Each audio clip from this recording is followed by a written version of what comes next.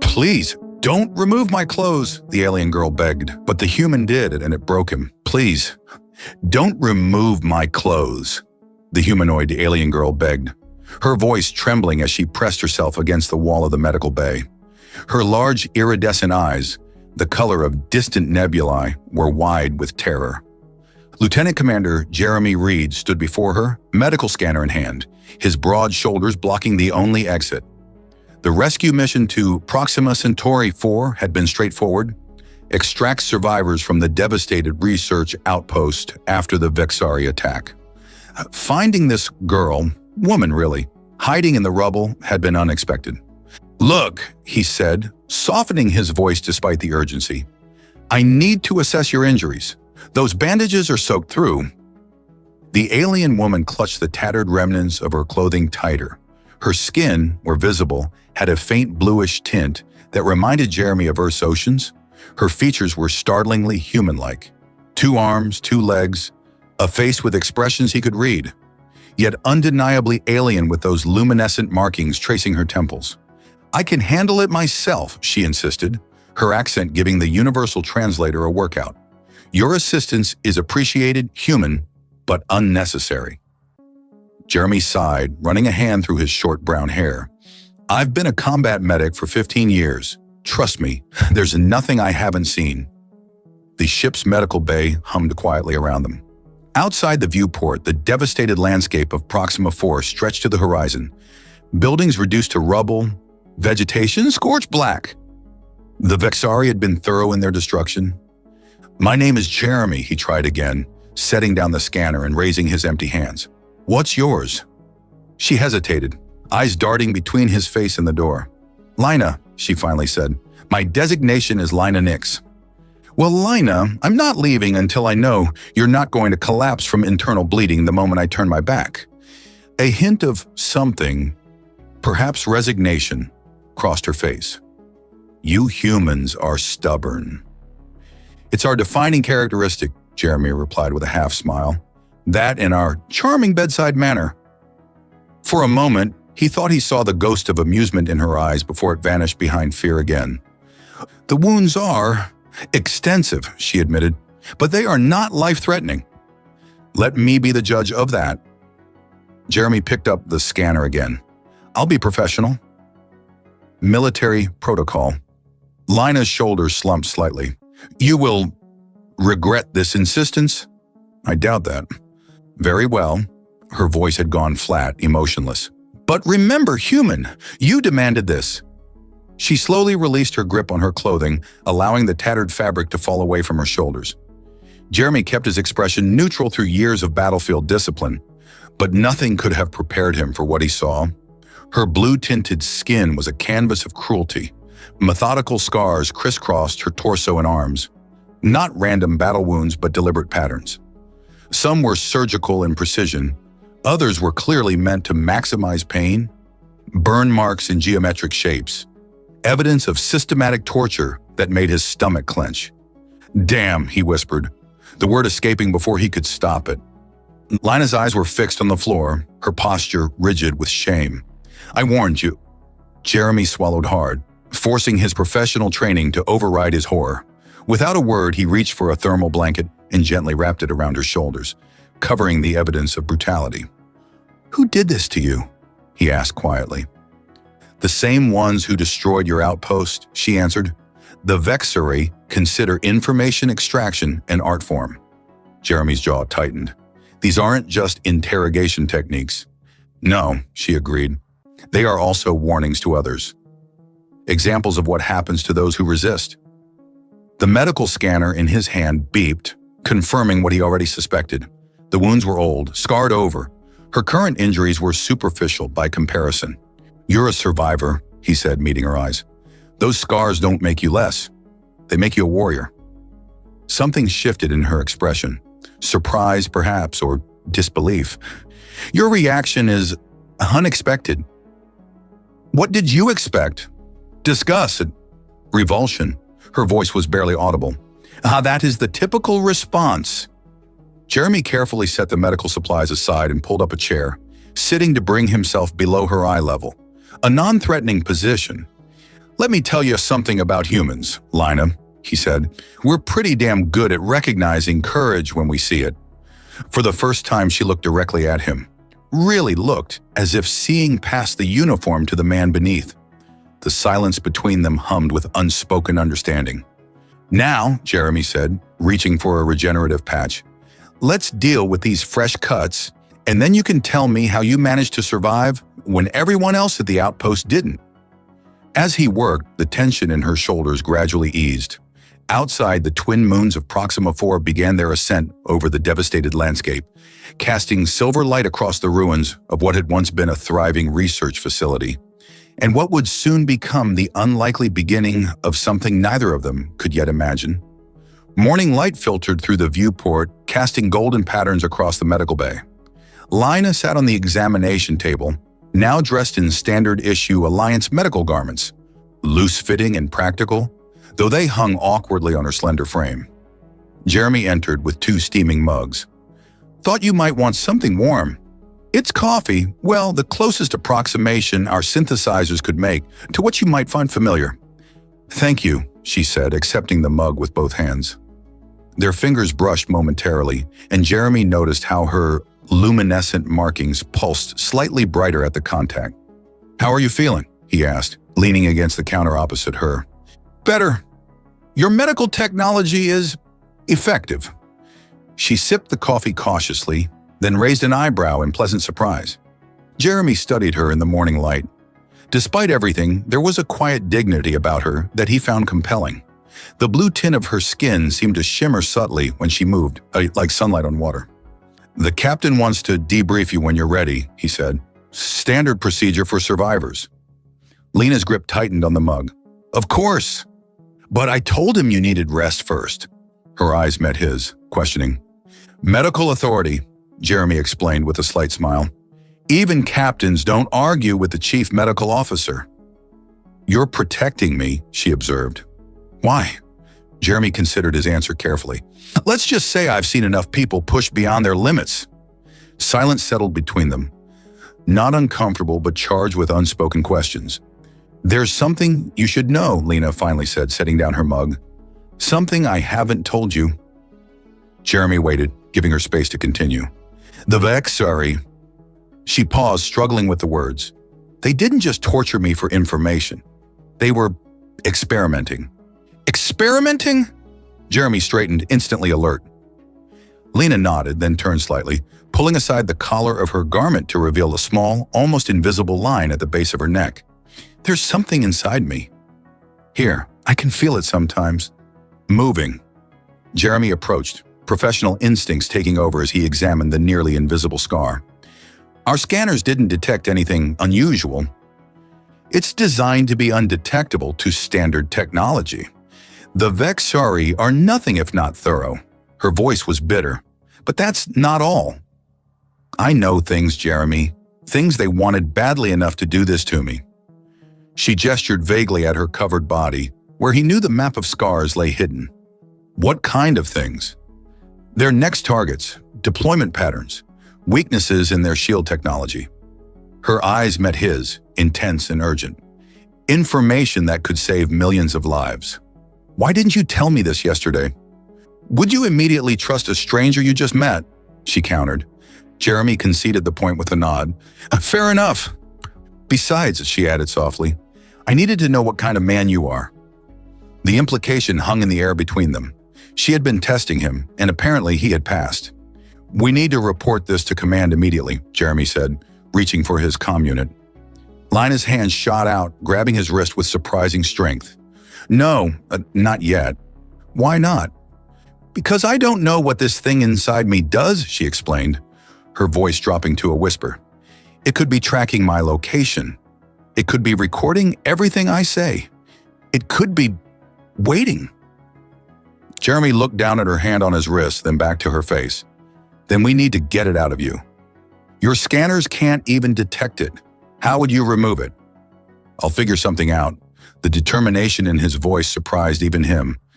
Lina studied his face, then slowly released his wrist. You humans are remarkably confident in the face of impossible odds. It's another one of our defining characteristics, he replied with a half smile. Something shifted in her expression, a softening around her eyes, a slight curve of her lips. I'm beginning to see that. The moment stretched between them, the air suddenly charged with awareness. Jeremy became conscious of how close they were standing, of the faint, unfamiliar scent of her, something like ozone and sweet herbs. There's something else about humans you should know, Jeremy said, his voice lower than before. What's that? Lina asked, not moving away. We're terrible at hiding our attractions. Her markings pulsed brighter, and Jeremy wondered if that was the equivalent of a blush. Is that so? Afraid so. Completely transparent, his eyes held hers. Especially when we meet someone brave and brilliant who happens to have the most fascinating eyes we've ever seen. Lina's lips parted slightly in surprise. That's very direct. Like I said, terrible at hiding it. He smiled but didn't move closer, giving her space to retreat if she wanted. She didn't. Instead, she tilted her head slightly. In my culture, such directness would be considered either offensive or a sign of serious intent. And in this case, I haven't decided yet, she replied, but the pulse of her markings betrayed her. Jeremy chuckled softly. Well, let me know when you do. The tension between them was interrupted by the ship's comm system. Lieutenant Commander Reed to the bridge. Priority message from command? Jeremy sighed. Duty calls. Will you be all right here? Lina nodded, something unreadable in her expression. I'll be fine. But Jeremy? He paused at the door. Be careful who you trust with what I've told you. The Vexari have infiltrated more worlds than you know. As the door closed behind him, Jeremy couldn't shake the feeling that his life had just become infinitely more complicated and infinitely more interesting. The corridor to the bridge stretched longer than Jeremy remembered. Each step felt weighted with the implications of Lina's revelations. The implant, the intelligence she carried, the way her markings pulsed brighter when he stood close. Captain Harding was waiting, his weathered face grim beneath the harsh bridge lighting. Reed, good. Oh, close the door. Jeremy complied, noting the absence of the usual bridge crew. Sir, Harding activated a secure holographic display. This came through on encrypted channels 10 minutes ago. Priority Alpha. The display flickered to life, showing a security profile. Lina's face rotated slowly in the projection, alongside biometric data in a glaring red caution high-risk designation. Alliance intelligence has flagged your patient as a potential security threat, Harding said, watching Jeremy carefully. They believe she may be carrying Vexari surveillance tech, or worse. Jeremy kept his expression neutral despite the hammering of his heart. Based on what evidence, sir? Behavioral algorithms, migration patterns, and the fact that she's the only survivor from a research station that housed some of our most sensitive xenobiology projects. Harding leaned forward. They want her in containment, Reed. Immediately. With respect, Captain, she's still recovering from significant trauma. That's not your call. Harding's eyes narrowed. Is there something you're not telling me, Lieutenant Commander? Jeremy hesitated, Lina's warning echoing in his mind. Be careful who you trust. But this was Captain Harding, a decorated officer with an unimpeachable record. She mentioned the possibility of an implant, sir.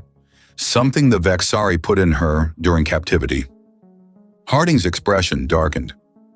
And you're just reporting this now? She only told me this morning. Our scanners didn't detect anything unusual. Vexari tech is designed to evade standard scans.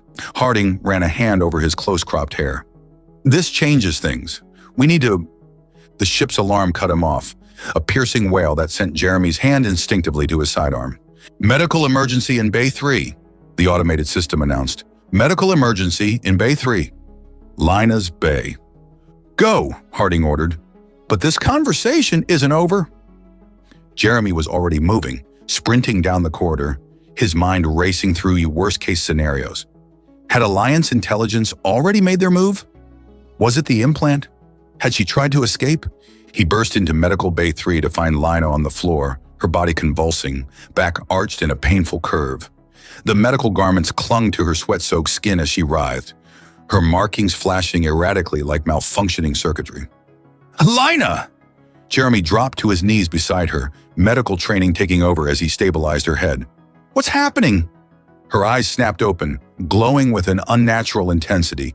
It's activating, she gasped between spasms. I can see. See what? Lina, stay with me. There are plans, ships, moving. Each word seemed torn from her. They're coming, for me. Jeremy grabbed a neural stabilizer from the nearby cart and pressed it against her neck. The convulsions gradually subsided, but her markings continued to pulse erratically. They're trying to take control, she whispered, her voice hoarse. The implant, it's not just for information. It's meant to override my consciousness, turn me into one of them. Jeremy helped her onto the examination table, his mind racing. How long? I don't know. Hours, maybe. The pain. It's getting worse. Her hand found his, gripping with desperate strength. You have to get it out of me. Without proper scans, that kind of procedure would be... I know where it is, she interrupted. I can feel it. Right here. She guided his hand to the base of her skull, where her skin burned unnaturally hot. Please, Jeremy. The door hissed open behind them. Captain Harding stood in the entrance, flanked by 2 security officers. His eyes moved from Jeremy's hand on Lina's neck to their intertwined fingers.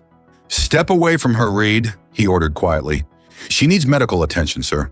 The implant is active, which is precisely why Alliance protocol demands she be placed in secure containment. Harding's voice was firm but not unkind. We have specialists for this sort of thing.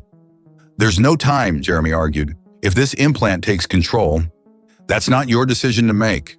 Harding nodded to the security officers. Escort Ms. Nix to containment level B. Jeremy stepped between them and Lina. Sir, with respect, I can't let you do that. A dangerous silence fell. Harding's expression hardened. That sounds dangerously close to insubordination, Lieutenant Commander. It's not insubordination to protect a patient, sir. It's my duty. Your duty is to follow orders. My first duty is to do no harm. Jeremy stood his ground, acutely aware of Lina's labored breathing behind him. And removing her from medical care right now would constitute harm. Harding studied him for a long moment. You've developed feelings for her. It wasn't a question. Jeremy didn't deny it. That compromises your judgment, Harding continued. Stand down, Reed. That's an order. Behind him, Lina gasped in pain. Jeremy turned to see her markings flaring bright, her eyes wide with terror. It's happening again, she whispered. Worse this time. Making his decision, Jeremy reached for a sedative. I need 20 minutes, Captain. That's all I'm asking. 20 minutes to locate and neutralize the implant before it does whatever it's programmed to do. And if I refuse, then you'll have to physically remove me from this bay. Jeremy met his captain's gaze steadily, and we both know how that would end. The tension in the room stretched taut as a wire. Finally, Harding exhaled sharply. 20 minutes, he conceded. Not a second more. And my men stay. Fine. Jeremy turned back to Lina, who was watching the exchange with pain-glazed eyes. You're risking everything, she murmured as he prepared the surgical field. Why?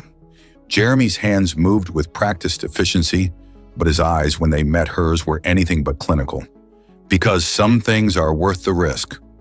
Her markings pulsed once brightly in response.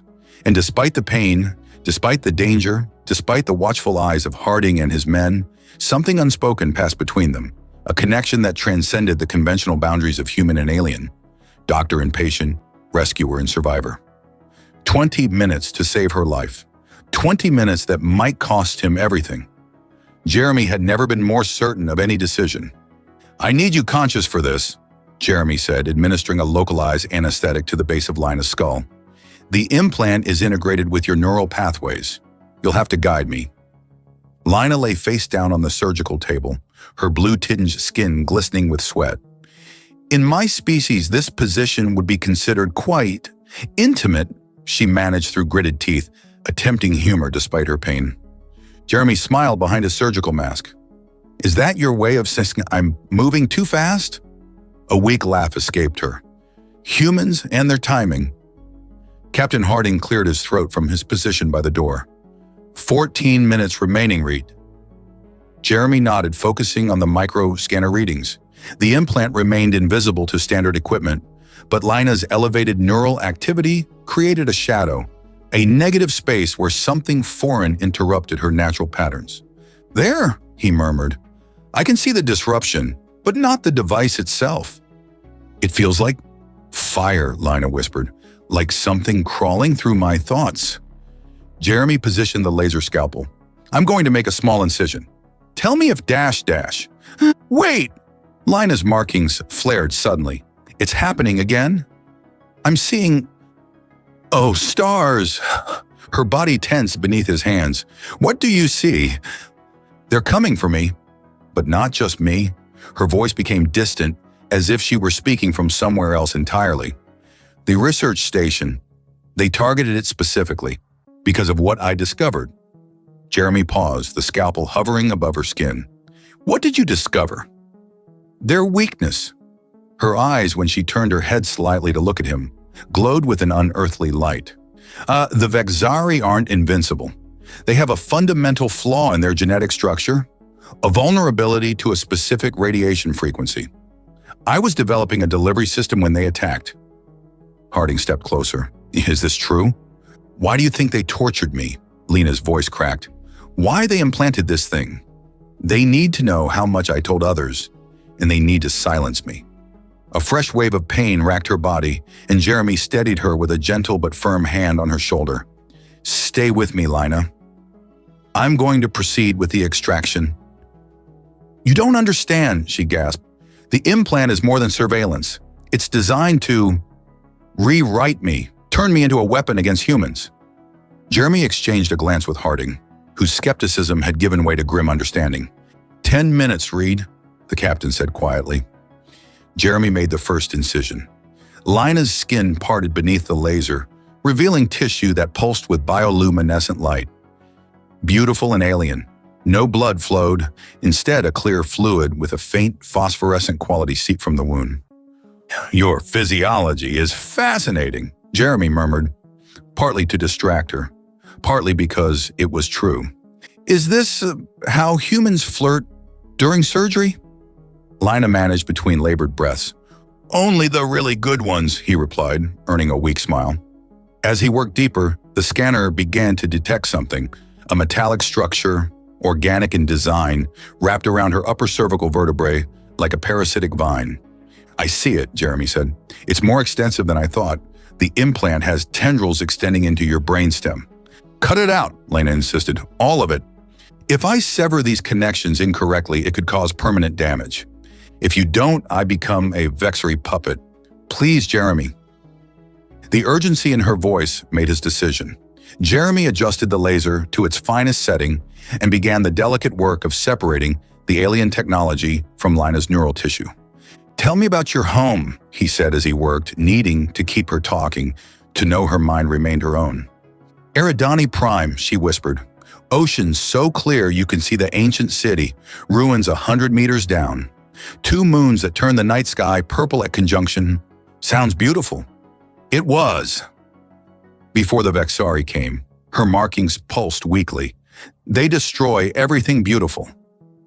As Jeremy isolated another tendril of the implant, Lina suddenly gasped. I can see more. They're planning something bigger. A weapon that targets human DNA specifically. They fear you. Us? Why? Because humans adapt. Because you never give up. Because... She broke off with a cry of pain as Jeremy severed another connection. Sorry, he murmured. No, it's clearer now. The implant was clouding my thoughts, but as you remove it... Her voice strengthened. Humans terrify the Vexari because you're unpredictable. All other species they've encountered follow logical patterns. But humans will sacrifice themselves for strangers. We'll fight against impossible odds. We'll show mercy when there's no evolutionary advantage to doing so. Jeremy worked in silence for a moment, absorbing her words. That doesn't sound like a weakness to me. It's not. It's your greatest strength, The Vexary can't comprehend it, so they fear it. 5 minutes, Harding warned. Jeremy had isolated the main body of the implant, a sleek insectoid device no larger than his thumbnail. As he prepared to extract it, Lina's hand shot up, gripping his wrist with surprising strength. "Jeremy," she said, her voice suddenly clear and urgent, "when this comes out, there might be a failsafe, a final attempt to control me." Their eyes met, and something passed between them, a connection that transcended their different species, their brief acquaintance. "I trust you," she said simply. The words hit him with unexpected force. Trust, from a woman who had every reason never to trust again. "Almost there," he said, his voice rougher than he intended. With surgical precision, he extracted the implant. It came free with a sickening sound, its tendrils writhing as if alive even outside its host. Jeremy quickly sealed it in a containment field. For a moment, Lina lay perfectly still. Then her entire body convulsed, her markings flaring with blinding intensity. "Lina!" Jeremy reached for her, but Harding pulled him back. "Wait," the captain ordered. Lina's back arched impossibly high, her mouth opened in a silent scream. Then, as suddenly as it began, the seizure stopped. She collapsed onto the table, her markings dimming to a soft, steady glow. "Lina!" Jeremy approached cautiously. She turned her head slowly, her eyes finding his, clear, aware, and entirely her own. That was unpleasant. The relief that flooded through Jeremy was so intense it left him lightheaded. He finished closing the incision with a dermal regenerator, his hand steadier than his emotions. "How do you feel?" he asked. Lina sat up slowly, touching the back of her neck. "Like myself, for the first time since my capture." Her eyes met his, filled with something that made his pulse quicken. "You saved me." "Just doing my job," he said, though they both knew it was far more than that. "Your 20 minutes are up, Reed," Harding interrupted, though his tone had softened considerably. "And it seems we have a lot to discuss about these Vexary plans." Jeremy nodded but couldn't look away from Lina. In the aftermath of danger, with the implant removed and her mind her own again, he was struck anew by her resilience, her courage, and yes, her alien beauty. "We'll talk later," he told her quietly, a promise in his voice that had nothing to do with Vexary threats or Alliance protocols. Lina's markings pulsed once, brightly in response. "I'm counting on it, Lieutenant Commander." The secure debriefing room hummed with tension. Lina sat at the center of a semicircle of Alliance officers, her posture perfect despite her recent ordeal. Her markings pulsed steadily now, a healthy rhythm that Jeremy found himself unconsciously tracking from his position near the door. "The Vexary utilize a tripartite DNA structure," Lina explained, manipulating the holographic display with graceful movements. "Unlike your double helix, their third strand makes them highly resistant to radiation, disease, and genetic manipulation, which they consider their evolutionary superiority." Captain Harding leaned forward. "But you found a weakness." "Yes. The third strand isn't fully integrated with the other two. It's more like a parasite that became symbiotic over millennia. Expose it to the correct frequency of gamma radiation, and the bond destabilizes." "Causing what exactly?" asked Commander Fleming, the ship's science officer. "Cellular breakdown, rapid aging, death." Lina's voice remained clinical, but Jeremy noticed how her markings dimmed slightly. Discussing death, even of enemies, troubled her. "I was developing a targeted delivery system when they attacked the station. Do you have the specifications for this radiation frequency?" Harding pressed. "Here." Lina transferred data from her personal device to the ship's system. "But understand, this isn't just a weapon. It's extinction-level technology for their species." A heavy silence fell over the room. The implications were staggering. A potential end to the war that had ravaged half the galaxy. But at what moral cost? "We'll forward this to Alliance Command," Harding finally said. "They'll need to—" The ship's alarm cut him off.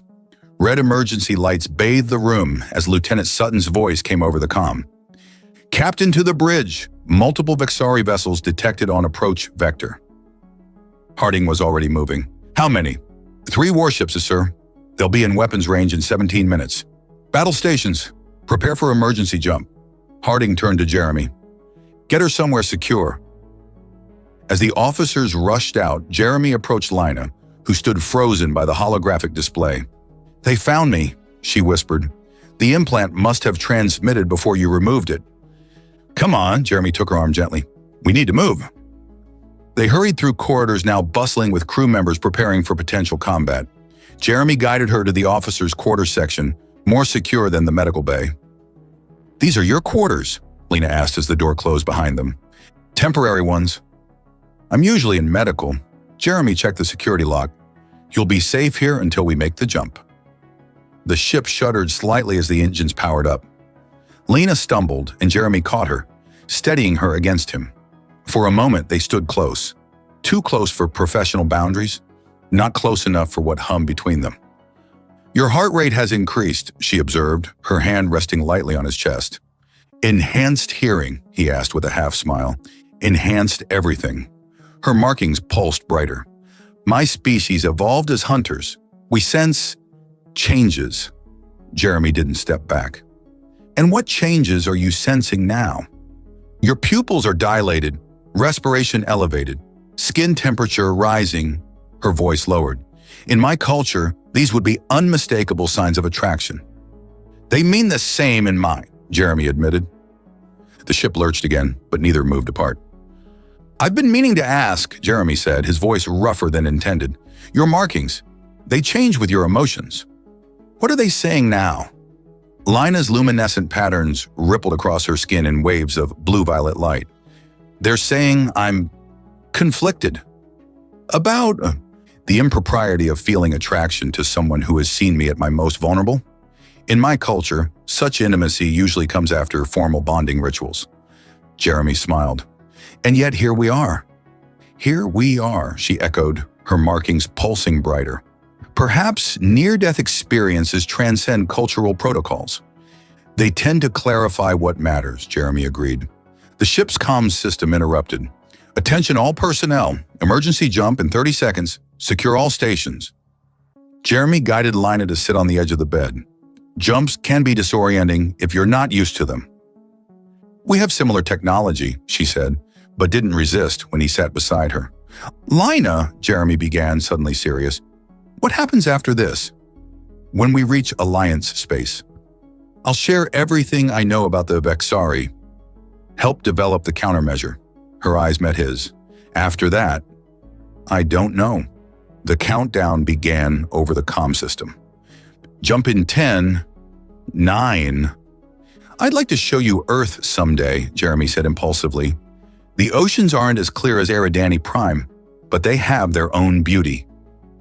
8, 7. Lina's markings flared with unexpected brightness. "Is that a formal invitation, Lieutenant Commander?" 6, 5. "The most formal I can manage under the circumstances." His hand found hers. 4, 3. "Then I accept." Her fingers intertwined with his. 2, 1. The universe compressed around them as the jump drive engaged. The familiar sensation of being stretched and compressed simultaneously washed over Jeremy. But this time, with Lina's hand in his, it felt different, like a beginning rather than a transition. When reality reasserted itself, they were still sitting side by side, hands linked. The ship's engines hummed at a different frequency. They had escaped immediate danger. "That was intense," Lina said, her markings slowly returning to their normal luminescence. "The jump?" "That too." Her eyes met his with newfound boldness. Jeremy laughed softly, then sobered. "You know, when I first removed your clothes in the medical bay and saw what they'd done to you." Lina tensed slightly. "Please, I don't want your pity." "It's not pity." Jeremy chose his words carefully. "It was anger, sorrow, and something else I couldn't name then. And now? Now I think it was recognition of your strength, your resilience." His voice dropped lower.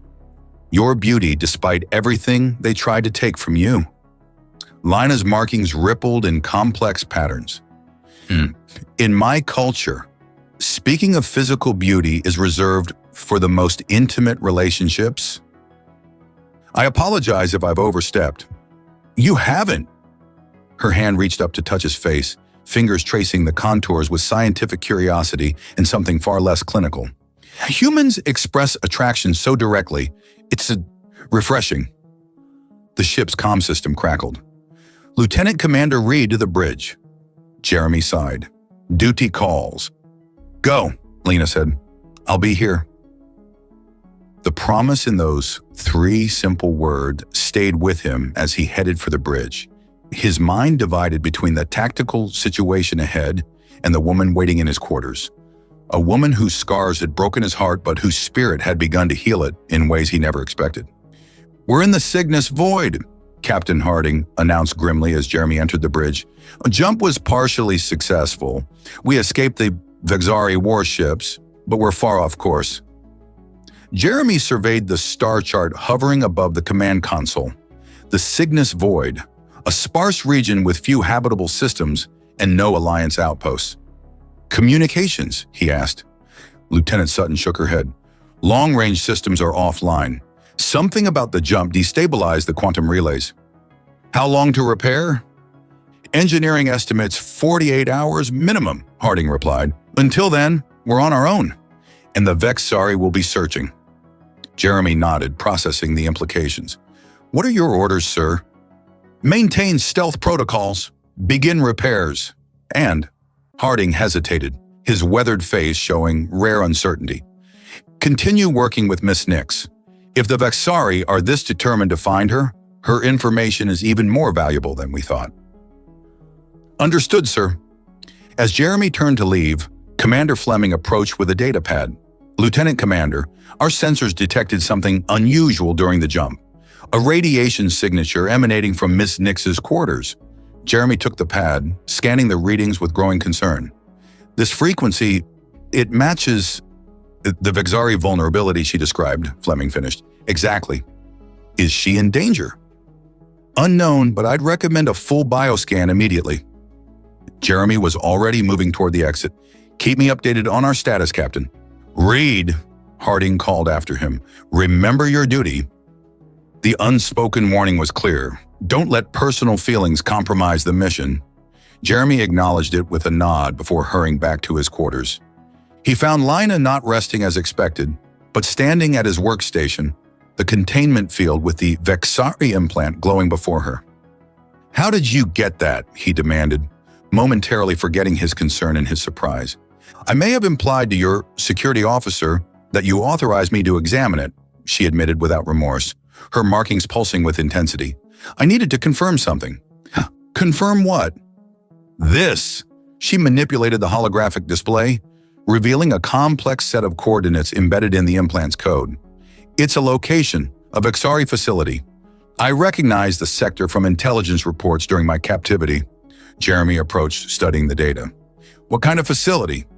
Weapons development, and based on the security protocols encoded here, something significant. Her eyes met his. I believe it's where they're creating the human-targeting bioweapon I glimpsed in my visions. The implications settled heavily between them.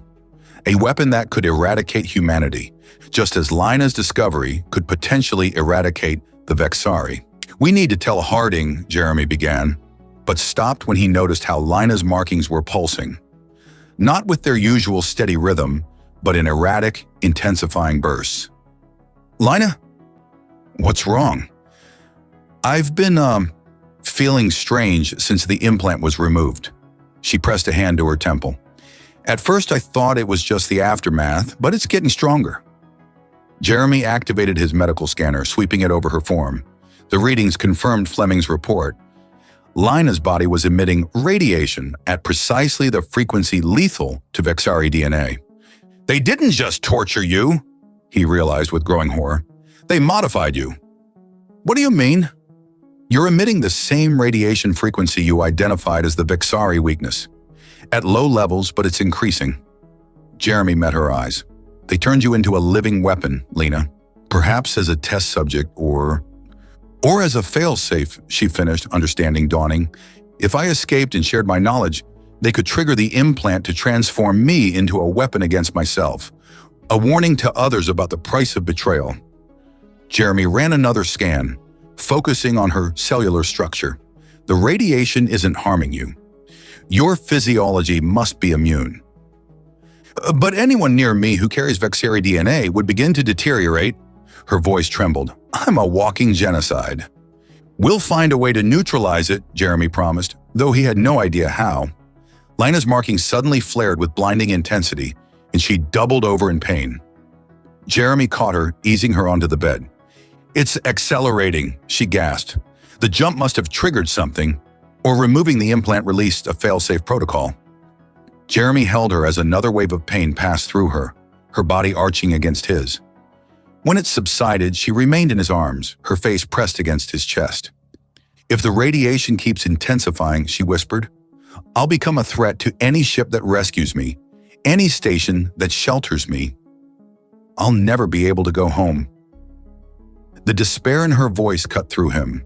Without thinking, Jeremy tilted her face up to his. We'll find a solution, together. Their eyes locked, and in that moment, something fundamental shifted between them. The attraction that had been building since their first encounter crystallized into something deeper, more urgent. Jeremy, she breathed, her markings pulsing in sync with her accelerated heartbeat. In my culture, when faced with possible extinction, we seek connection. To remind ourselves what we're fighting to preserve. Her hands moved to the fastenings of her medical garment, hesitant yet determined. Please, she whispered, echoing her first words to him, but with an entirely different meaning. Remove my clothes. The irony wasn't lost on Jeremy. Their journey had come full circle. The first time he'd seen her body, it had broken something in him. Now, as his fingers gently replaced hers at the fastenings, he understood that it had broken only to rebuild him stronger, more compassionate, more human. Are you sure? He asked, his voice rough with emotion. An answer, Lina's markings flared with a brilliant blue light that seemed to illuminate her from within. I want to know this connection with you while I still can. The garment slipped from her shoulders, revealing the map of scars he'd first seen in the medical bay. But now, illuminated by the pulsing light of her markings, they seemed transformed. No longer marks of suffering, but constellations mapping a journey of survival. As Jeremy traced them with reverent fingers, Lina shivered, her markings brightening in response to his touch. In my culture, she murmured, light is the language of the soul, and mine is speaking to yours. What followed was a communion of two beings from different worlds, finding in each other's arms a sanctuary from the darkness that pursued them. Their bodies spoke what words could not, of trust rebuilt from the ashes of trauma, of beauty recognized beneath scars, of hope kindled in the shadow of extinction. And as they moved together in the ancient rhythm known to both their species, Lina's markings pulsed with a radiance that seemed to fill the room, a light that spoke of life, of connection, of possibility, even in the face of impossible odds.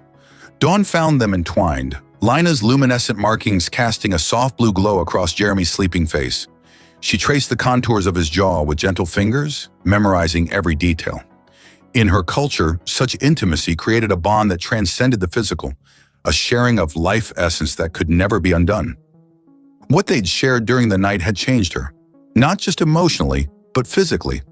The radiation readings on Jeremy's discarded scanner showed fluctuations that corresponded precisely with their moments of deepest connection. An idea began to form in her mind, dangerous, perhaps suicidal, but with the potential to save millions. Jeremy stirred, his eyes opening to find her watching him. You're glowing brighter, he observed, voice rough with sleep. A side effect of happiness, she replied with a small smile. Among my people, our markings reveal what we cannot hide. His hand found hers beneath the sheets. No more hiding needed. The ship's comm system interrupted their moment. Lieutenant Commander Reed and Miss next to the bridge immediately. They dressed quickly, the easy intimacy of lovers already established between them. As they made their way through the corridors, Lina felt the stares of the crew, some curious, some wary. Word of her condition had spread. Captain Harding and his senior officers were gathered around the tactical display when they arrived. We've got company, Harding announced without preamble. 3 Vexari cruisers entered the system 20 minutes ago. They're conducting a standard search pattern. They're looking for me, Lina said. Yes. And based on their trajectory, they'll find us within 6 hours. Harding's gaze was steady. Our communications are still down. No way to call for backup. Jeremy studied the tactical display. What about the coordinates from the implant? How far is the weapons facility? Commander Fleming manipulated the display. Less than 2 hours at maximum thrust, but we'd be flying straight into Vixari-controlled space. Captain, Lena stepped forward, her markings pulsing with determination. I have a proposal. All eyes turned to her. The radiation I'm emitting, it can be weaponized, focused. If we can get close enough to the facility, I could channel it to destroy their bioweapon before it's deployed against humanity. And how exactly would you channel it? Harding asked skeptically. With my help, Jeremy interjected, understanding dawning in his eyes. The radiation intensifies with emotional states. If we can construct an amplifier tuned to her specific frequency, we could create a targeted pulse, Fleming finished, already calculating. But the power required would be enormous. It could kill her. Not if we calibrate it correctly, Jeremy argued. I've been monitoring the fluctuations. There's a pattern. Lina met his gaze, a silent communication passing between them. What he wasn't saying, that their intimate connection had somehow stabilized the radiation, remained private. There's another component to consider, she added. The Vexari would never expect their own weapon to be used against them. If they captured me, or believed they had, I could get inside the facility. Absolutely not, Jeremy said immediately. It's the only way to get close enough, Lina insisted. They'd bring me directly to the bioweapon lab to study the radiation phenomenon. It's too dangerous, Jeremy argued. More dangerous than letting them complete a weapon that could eradicate your entire species? Lina challenged. Captain Harding watched their exchange with shrewd eyes. You care for each other, he observed. That complicates things. No, sir, Jeremy countered. It simplifies them. I'm going with her. That wasn't part of my plan, Lina protested. It is now. Jeremy turned to Harding. We pose as a captured Alliance officer and his alien prisoner. Once inside, we locate the bioweapon. Lina channels the radiation to destroy it, and we extract before the facility crumbles. Harding considered for a long moment. And the Vexari ship searching for us? A distraction, Jeremy suggested. We leave a radiation signature for them to chase while we take a shuttle to the facility. It could work, Fleming admitted, if we're very, very lucky. Luck has nothing to do with it, Jeremy said with the confidence that had first drawn Lina to him. This is about determination. About refusing to accept extinction as an option. Very well, Harding nodded. You have 4 hours to prepare. Commander Fleming will assist with the amplifier construction. As the others dispersed to their tasks, Jeremy pulled Lina aside. Are you sure about this? No, she admitted, but I'm sure about us. About what we're fighting for. His hand cupped her face. When this is over, she interrupted with a smile. You can show me those Earth oceans you promised. 4 hours later, they stood in the shuttle bay, dressed in modified Vexari prisoner transport uniforms created by the ship's fabricator. The radiation amplifier, a delicate device now integrated into Lina's clothing, hummed with potential energy. The amplifier will channel the radiation through your markings, Fleming explained. When you're ready, this activation sequence will focus it into a directed pulse. And the side effects? Jeremy asked. Fleming hesitated. Unknown, but the strain on her system will be significant. Captain Harding approached as final preparations were made. The decoy radiation signature is deployed. Vexari ships have altered course to pursue. Your window is open. Jeremy nodded, then turned to Lina. Last chance to back out. Her markings pulsed with steady resolve. The first time you removed my clothes, you saw my scars and it broke something in you. Your illusions about a universe without cruelty. Lina dash.